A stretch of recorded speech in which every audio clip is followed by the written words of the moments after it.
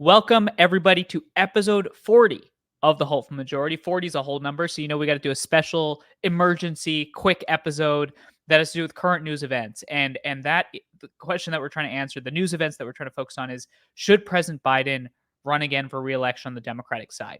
Now you're like, Manu, hold up. We're the hopeful majority. We're trying to have nuanced conversations across the left and the right. Why are we talking about one president, one party? Why not also talk about President Trump? And actually, one of the things I want to do as this general election keeps going is I want to bring on people that make the argument that President Biden should be president. I want to bring on people that would make the argument that President Trump should be president. And importantly, in this conversation, I actually want this to be a nuanced dialogue, not between left and right necessarily, but between the left. One of the most interesting things about polarization today, about division today, is that we often think that the left and right are divided when actually there's significant divides within our own tribes. And I think actually having those nuanced conversations, nuanced perspectives to air out the differences, I think is really useful. And so let's say you're a conservative and you really like listening to the show, The Hopeful Majority, and you're wondering, why are we talking about President Biden so much? Well, I think it would be useful for you to hear why somebody would make the case for President Biden. Now, let's say you're a Democrat and you love President Biden. Well, this might be a more interesting case for why you should like him more.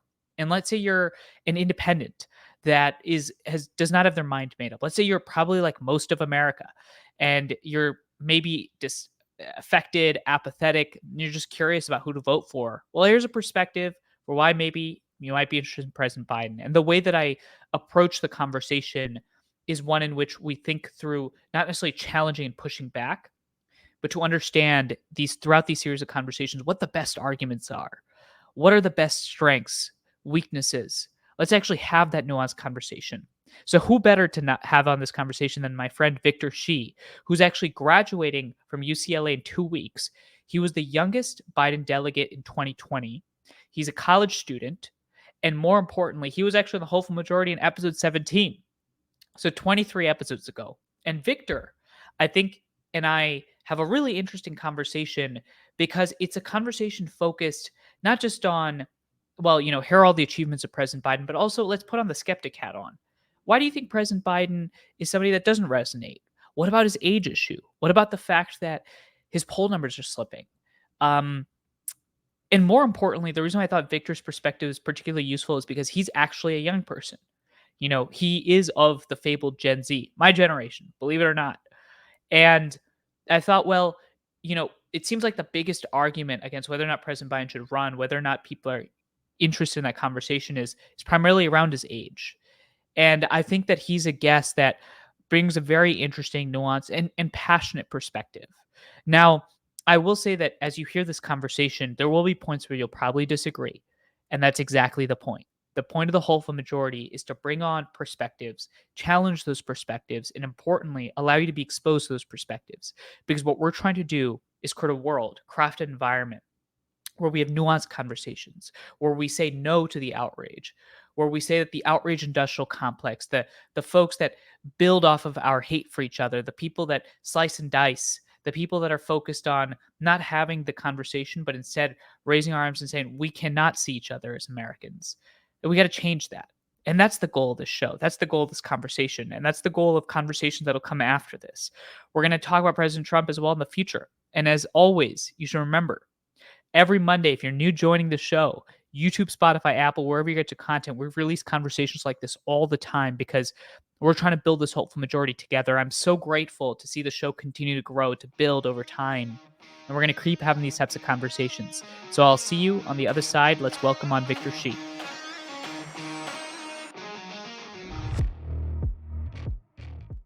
Victor, welcome back to the Hopeful Majority. Thank you so much for having me back on. So I realized that the last time we spoke, and we were just talking about this right now, was in October. So that was episode 17. And now you're actually going to be episode 40. So 27 episodes or maybe 23 episodes have gone by. And in those 23 episodes, I have to ask, are you feeling more hopeful, less hopeful, curious, uncertain? Where do you stand on sort of the state of affairs in the country and our politics right now?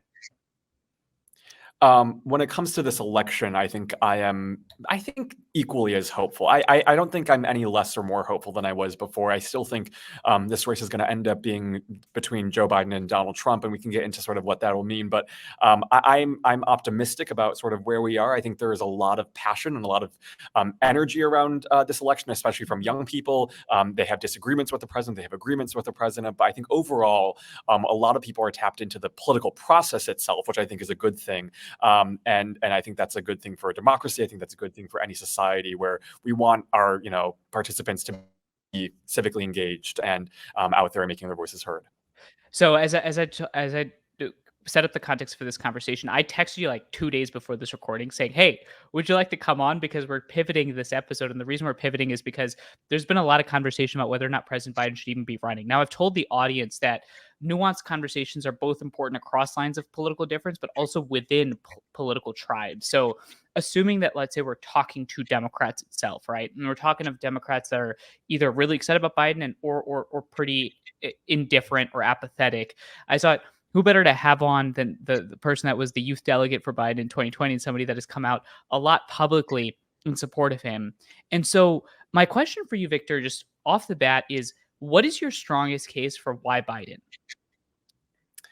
I think why Biden is because he's the best person who can beat Donald Trump in this election. I think when you look at President Biden, all that he's gone throughout his lifetime, someone who has been devoted to public service, someone who I think during his presidency has faced tremendous, I think, challenges and obstacles. He came into his administration with a national pandemic, with a democracy that was basically teetering after January 6th, and after a president who I would say really hurt our image abroad.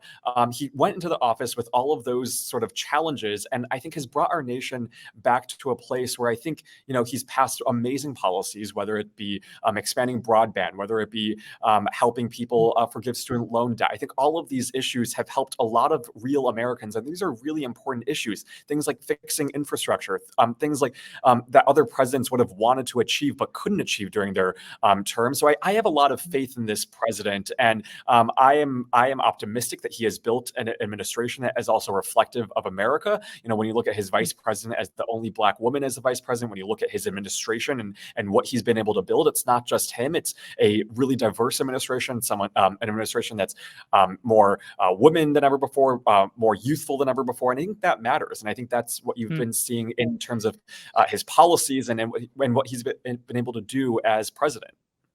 So this is going to sound way out of left field, but you started college in 2020, right? And now you're about to graduate in 2 weeks. So President Biden came into office in 2020 when you were starting school, and now you're graduating from UCLA. Hopefully, fingers crossed, in 2 weeks.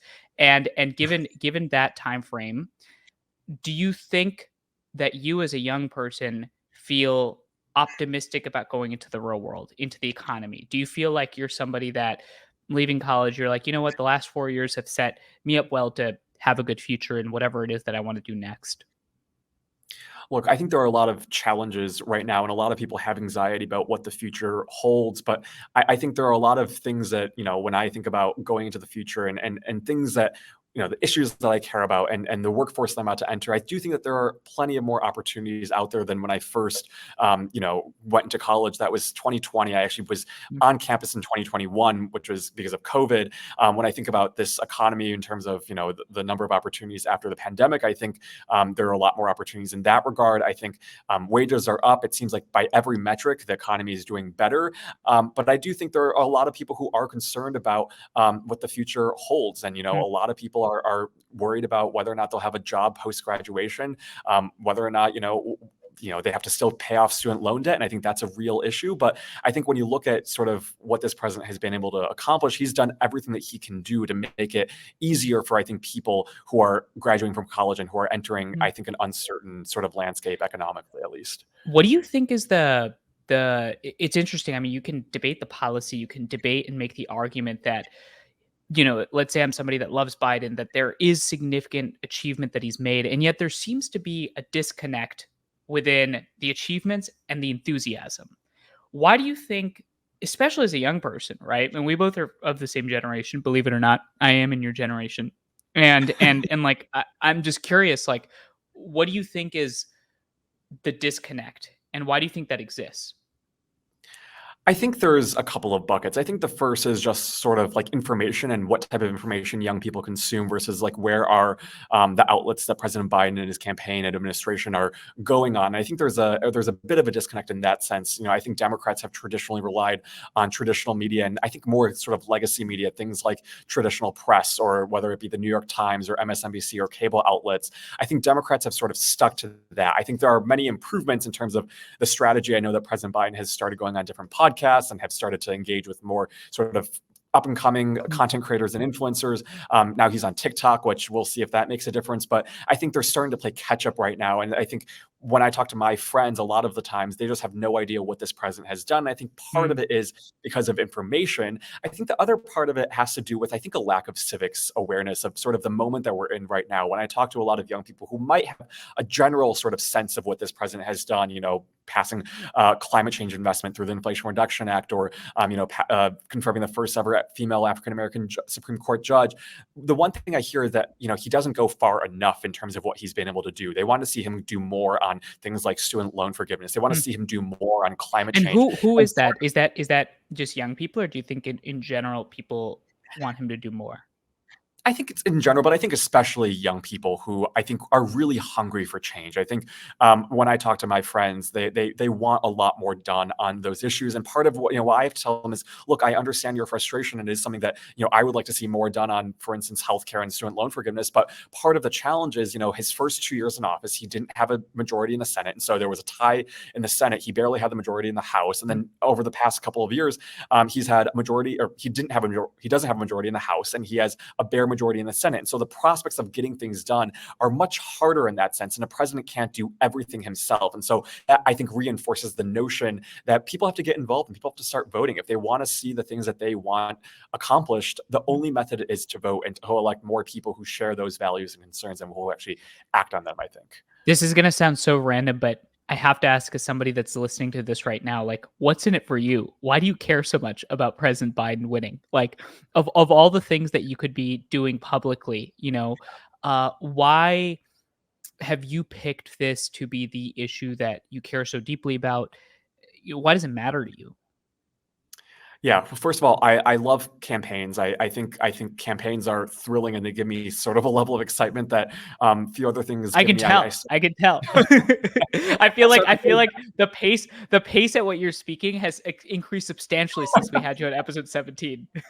Oh my gosh! Well, maybe it's just the stress of the moment. Who knows? But I've always loved campaigns. I started on my first one in 2016 when I was in 8th grade, and just loved the sort of ability to connect with voters, to be a part of something bigger than myself. So there's that sort of like personal love for campaigns, but also I think the moment that we're in right now as a country, we I think face a Republican Party that has become increasingly untethered from its traditional principles. And hearing people like Miles Taylor and former Republicans who are out there talking about just the stakes of this moment and how important it is for people to go out there and vote and protect democracy has been really moving to me. And so I think being part of a campaign that I think represents what we all hope to see in society, right? Someone who, regardless of politics, will uphold the rule of law, who will defend democracy, who will at least push for the best interests of our country is something that I feel passionately about. And so I think it's both a combination of like personal love for campaigns, but also this really precarious and I think I would say dangerous moment where if we do end up electing someone like Donald Trump, who knows what could happen? He's saying the quiet part out loud every day. And that to me is something frightening and something that gives me sort of a drive to be on this, sort of in this fight. Yeah, and one of the pieces of context I set for this conversation is that this is not necessarily a conversation to convince Republicans to vote for Biden. This is a conversation to talk directly to Democrats, because I feel like oftentimes people think we need to have nuanced conversations across differences. This is within intra-party, and so I'm just curious. I'm listening to you. I'm like, that's a very compelling case, and especially the way that you're forwarding it makes a lot of sense. And then I'm like, well, I don't know. I just, for example, saw Ezra Klein make the argument that the Democrats should abandon the Biden campaign and do an open convention. I've heard the argument from folks like Dean Phillips, that we should jump in. I had Marianne Williamson on the podcast, and she was like, throw me in there. So what is your response to this sense of growing disunity or maybe just concern? Why do you think that exists?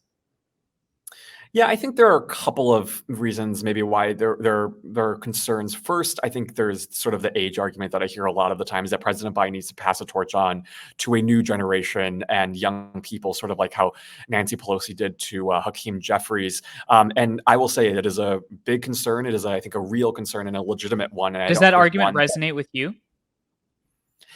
not so much for me, and I think part of it is Okay. because I come at this from sort of an angle. I started on his campaign in 2020. I had the honor of interning at the White House, and I saw just the people who he surrounds himself with, and just the energy and vigor. I think when you watch the way that he conducts himself and just the pace at which he goes, it's something that I find impressive. You know, he keeps biking every weekend. He still exercises. I think I don't have any doubt of his age, but I do understand people who do, because you look at someone like President Biden and you don't come to the conclusion that he's a youthful looking person. He makes gaffes. He trips on his own words, and he stumbles. But that's also, I think, part of what he's always had to overcome. This is someone who has never been a great speaker. He's never been a great sort of retail Mm. politician, someone like Barack Obama. But when you look at his record, I think you have to focus on what he's been able to accomplish as president, and the policies he's been able to put forth, facing so many challenges. And I think that, to me, indicates that he has a great team around him. He still knows and still has that experience to cut deals where they matter, to find compromise, to work with Republicans. And that, to me, is what good governing is about. And so I think part of these next 4 years, sure, he may not be the most ideal candidate, but he also is, when you look at the polling, when you look at sort of setting up, someone like Gavin Newsom or someone who's younger, they don't perform as well as President Biden does. And so I think part of it is that he's the best But candidate. And also, yeah. do you think the performance is a result of people not hearing as much of, some of the other Democratic candidates that have been thrown around, like a Whitmer or, a Josh Shapiro or even a Gavin Newsom, that, let's say that they were on the ballot, that suddenly like people get 100% name ID because they're being talked about all the time? Do you think that that might be a factor in that? I think perhaps, but also one of the things that's important that I sort of remind myself is that they don't also want to do it. You ask someone like Gavin Newsom whether or not he wants to be president, and there is no desire from him, from Gretchen Whitmer, from anyone else to run for president this time around. I'm not saying in 2028 that won't be a possibility, but these things usually happen way far in advance. They don't have sort of the national name ID, at least, but they are effective surrogates in their own states. But I don't think any of them want to run this time around. And perhaps, Mm. if they do go around and put their hat in the ring, I would love to see them get more coverage. And I think everyone deserves to have an equal playing field. But right now, it seems like at least like the Whitmers, the Shapiros, the Newsoms of the world are letting this be sort of Biden's race. If you took off your Biden hat for a second and you put on the hat of the skeptic, what do you think is the strongest argument against President Biden? What do you think is the thing that really is something that you feel like, man, that's a tough one to negotiate, navigate? Um, I have to circle back to. I mean, as someone who looks at right wing media and all that he's done, I think part of it, a big factor is the age. I remember a Mm. couple of weeks ago when Robert Hur released his special counsel report, and that sort of the onslaught of coverage from places like Fox and other outlets about not remembering when his son died, or just simple dates. I think that's going to be a big weakness of his. And I'm not saying that Donald Trump doesn't make the same, but for President Biden, it gets amplified in a way that I think it really does reach a lot of people. I would say within our own party, I think a big challenge is going to be the Middle East situation right now. I think a lot of people are very animated about what's happening in Gaza, what's happening with Palestinians. That's going to be a big issue. You saw what happened in Michigan a couple of weeks ago with the uncommitted vote. I think that'll be a big challenge that he faces. And then I think just overall, someone who, I think people want fresh leadership. I think people sort of look at President Biden and the time that he's been in politics and just want him to sort of step aside. And so I think that might be a challenge for Mm. him. But I think at the end of the day, I think a lot of people are concerned about his age, sort of his ability to do the job for the next 4 years. You want to know what my biggest worry is, and my biggest worry is frankly not have to do actually with whether or not Biden is the best candidate or Trump is the best candidate. My biggest worry is that I feel like we're just losing people in this entire conversation. I feel like one of the interesting things that Andrew Yang had said on the show was that oftentimes democracies don't just collapse, they slump into authoritarianism. It's like people just start to sort of get Yeah. more and more annoyed with it, disgusted with it. They're like, I'm just gonna go and like go play poker for the rest of my life and never vote, or I'm gonna like go and hit the golf clubs or whatever it is, or I'm just gonna like stay at home watch Yeah. TV. Yeah. And as like a young person, you're like, how old are you again? 22, 21. 21, 21. 21, Okay, yes. and I'm 25, and so as we look at like the next, let's say fingers crossed, we live for like another I don't know, 80, 70, 60, some Fingers years. crossed, as And long as possible. you look at the future of the country, forget this election. Do you feel, I don't know, that we're laying the foundation for people like us to see like there's good role models out there in our politics? Do you feel that? I Like do. I get the importance of the Yeah. election. Like I get like the election's really important. I get that, but I just mean in general, like it feels like the slumping into authoritarianism or apathy is really strong right now. It feels like that's the case. Yeah, and it's definitely, I think, an issue in this election. Part of the reason why, for all of us, we have to keep on reminding people of the importance of voting. And one of the things I often try to remind people is it's not just the national conversation that we have to be focused on. It's also what's happening in your own state, in your own communities, and getting people to think about sort of the conversation beyond what's happening in Washington, D.C. As important and as chaotic as that is, I think we all have to be better about paying attention to what's happening within the communities around us. And I think, when you look at what's happening on the school board level, when you look at sort of the attacks on the local levels, or, how close some of these local races are, I think all of us have sort of a responsibility to at least show up for our own communities. I live in California, and one of the things I hear a lot about from my friends who are students at UCLA is that they don't know why they should vote in the California presidential election, Mhm. and part of the reason why is because they feel like their voice doesn't matter. And then I sort of tell them, well, look, you may not think that your voice matters in the presidential level, but at least think about those close races on the state and local level, right? Think about what's Mhm. going to happen in, I don't know, Orange County, California, where it is a close race, where Republicans and Democrats are sort of battling out together, and your voice could make a difference. So I think bringing it back to personal sort of and local and state level politics is important, and that helps, I think, empower a lot of people to Mhm. think about, like, yeah, I can make a difference, I can make a change. But so much of, I think, our discourse is focused on what's happening in DC and what's happening on the national level, when I think it should be the other way around. Yeah, just actually the last episode was all about the power of local politics. We actually had on this person named D. Copenhaver. He was the mayor of Augusta, Georgia for 9 years, and he talked actually about the fact that most of the stuff that affects your life happens out there in the city council, right? It happens Yeah. in local office, and the Right. question then again becomes, how do we go about educating people to understand that the presidential is really important, but democracy and our country is an exercise that doesn't just happen on November 4th and end on November 5th, but that it's through and through. Like, have you found that on campus when you're, working with people that are of your age? Like, what's the argument that you make to them? Yeah, and I'm going to steal a quote from my AP government teacher in high school, and Okay. it's something that has resonated with me throughout since then and up until Where'd you go to now. high And I school? think we'll Chicago? Chicago, yeah. And so this was my Okay. AP government teacher. He was, we were part of this organization. Well, not part of an organization, but we participated in this organization called Mikva Challenge. And anyone who's from the Midwest area knows a guy named Ab Mikva, and he was a former judge, someone who really embodied what it meant to live a life of public service and civic engagement. And so my teacher coined this phrase called the civic mindset, and it's all about the fact that we should embrace civics as a mindset, right? It's a part of our everyday lives. Elections aren't just every 2 years, every 4 years. We don't just Mm, vote every year. It's something that should be a part of our lives. Government class does not end with government class, right? It should be something that we continue to have within us every single day. And it's about the small things that matter, right? It's things like looking at a pothole in our community and thinking about how can we make our voices heard to improve that pothole or fix that pothole.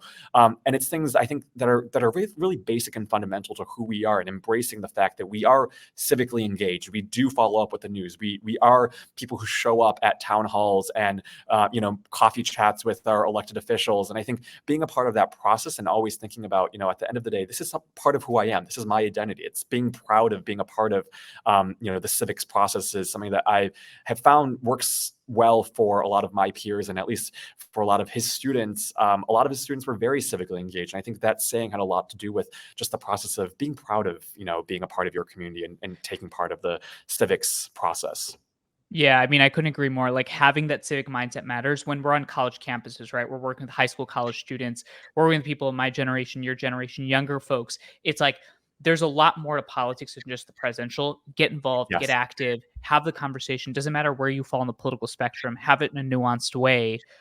There's one thing though I got to raise with you, which is that when I was Yeah. graduating college, which is the year that you were going into college, which makes me feel Mm. really old, even though again, No, we're not at of the all. same generation. I got to The same remind generation. myself that. Yeah. Yeah, we'll just roll with that. So I remember I was graduating and I was actually very ambitious and motivated. I still am, but I will tell you that I don't know if this has happened to you, but the more and more you come into contact with people in power across the political spectrum, in some ways I've become more and more, I wouldn't say disillusioned, but I feel like I've been let down by a lot of the people that I looked up to. Do Mm. you the more and more you've gone into the political arena, do you feel more energized by it? Do you feel that you can see the sort of the way the system works and you can see the theatrics? Um, do you feel that at all, or are you like, I'm good to go and the system is great and things are hunky and dory and my voice is being heard? No, it's a really good question and something that I haven't thought, I think, enough about. But I think generally, my experience with sort of, as I've gone through politics is that it really, I think it depends on, first of all, like who you're talking with. I think when you go to DC, there's a lot of people who make promises and they don't end up, fulfilling it. But when I sort of look at least I'm going to go back to President Biden for a minute. The people who I talk to who are saying, he's not doing enough. I think there was always disappointment in politics. I think part of sort of what's sort of calibrated me is understanding sort of the moment that we're in right now, what he faces in Congress, and the fact that he's still doing everything he can to, I think, engage with young people. His campaign is going out there, meeting people on college campuses, having those conversations, and I think those really matter. But to expect no disappointment in politics, I think, is definitely a far-fetched reality and something Yeah. that I've grown to learn. But when it comes to sort of the people I've interacted with, yeah, there are moments where I've been let down. But at the end of the day, I do think that at least this administration, being able to talk to people who are in power, people at the White House, I do see how hard they work to just serve the American people. And I can't say that is true for all politicians. I think there are many politicians out there who have much more in mind than their constituents, which is so sort of inverted from how it should be. But I would say when it comes to sort of this president, at least what I've seen up close is someone who I think really does care about people and bringing in people who have traditionally Mm. been ignored and overlooked in the political process. You mentioned a little bit earlier the point about Gaza and what's happening in the Middle East, and we just talked about disillusionment. You said that that could be a real issue. You saw that happen in Michigan. Do you feel like the way the president is handling it, especially as it relates to the ceasefire, and as he thinks about the impact that young people are having looking at what's going on in the Middle East, do you think there's a real risk there? And how do you think he should navigate it? What would your argument be to somebody that's right now unconvinced and is listening and saying, well, it seems like he is in some ways aiding and abetting mass violence? Yeah, well, I would say, look, when you look at what's happening in Gaza right now, no one can look at that and say, like, this is what we want. It's heartbreaking, it's tragic on every level, and we have to be very clear about the fact that what Netanyahu is doing is not, I think, representative of what anyone wants. We should not be killing people in the way that Netanyahu has done. So it's, I think, condoning what Netanyahu has done. But also, I think when I think about President Biden, I'm not a foreign policy expert, but I think he's Yeah. chosen to play this sort of diplomatic route. And I think oftentimes in diplomacy, you have conversations behind closed doors. You aren't out in public as much as some people want. And as a result, that takes longer. And I think those conversations happen at a much longer sort of drawn out rate, which is why people are so frustrated. People who want change now, right, want a ceasefire right now. And I think we're reaching a point where we're starting to see, Vice President Harris was in Selma, Alabama recently, and she called for an immediate ceasefire for at least 6 weeks. President Biden, since then, he was on the tarmac just a couple of days ago talking about the need for a ceasefire. And so I think this administration is working, it really, I think, as hard as it can to get that ceasefire. But as they say, part of the challenge right now is that Hamas won't come to the table, and there's only so much we can do, I think, when it comes to demanding a ceasefire if only one party comes to the table. And so I think it's understanding the pain and frustration out there and being real about that. And I think President Biden has made some mistakes there, and he could have been more compassionate at certain times, but I think he's trying his best to understand those communities. He's going to states like Michigan. He's engaging with those Arab populations, and at the same time, he's doing everything he can to negotiate that ceasefire. And I think much more now vocal about it, which hopefully that'll make a difference. And all sort of while he's doing that, he's also criticizing Netanyahu, which I think is a good thing. And if you're just tuning into this and you're like, Manu, ask Victor what he thinks about President Trump. That's in a later episode because the goal of this one is I'm curious to hear what the case for President Biden is. And so I appreciate the way that you've contextualized it. I've also obviously got a lot of thoughts, but I know our time is limited and you're in the middle of finals, which is an interesting time. And so here's like the last question I have. As I'm like listening to you, I'm hearing you make the argument passionately, and I can hear like you actually do care about this issue. Now it's November 5th, and President Biden actually loses the election, and President Trump wins the election. If you were to look back, why do you think President Biden would have lost the election? What would your analysis be? And what would it mean to avert that outcome from your standpoint?